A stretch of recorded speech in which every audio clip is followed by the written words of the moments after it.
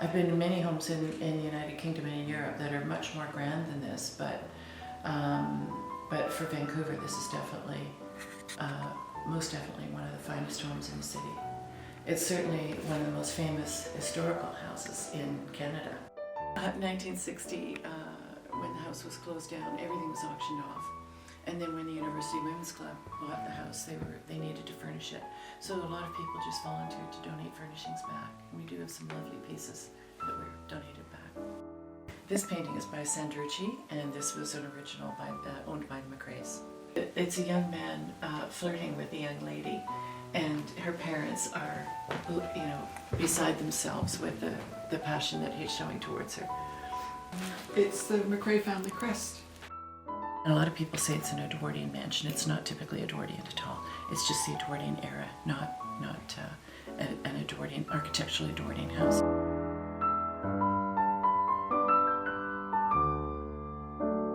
A lot of research on trying to find out who actually made the stained glass in the house.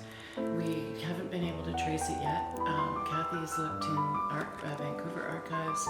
She's gone to various stained glass companies that were around at the time, at the turn of the century, and no one has any record of it. I decided to photograph them and try to work out the jigsaw puzzle. I cut all the panels out and tried to work it out.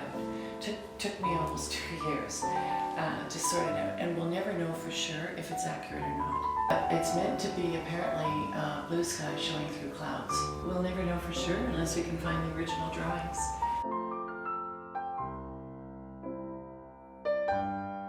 For this room to be properly restored, to be accurately restored, the carpets would have the same kind of design in them as the ceiling.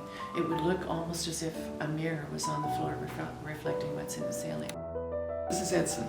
This is Edson, yeah. Yeah, this was a permanent loan to us. It's permanent loan from the Vancouver Public Library. It's out of the Jonathan Rogers estate. And Edson is considered the finest Canadian landscape painter up to the group of 7.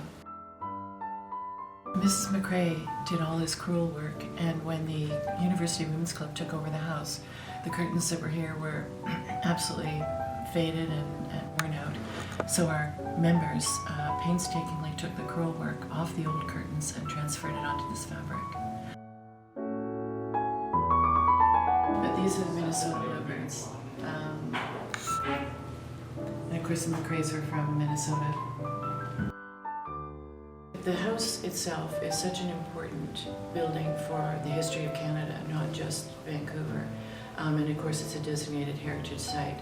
So what we are trying to accomplish here is to maintain the historical integrity of the house, but at the same time, it is our clubhouse, so it has to work as a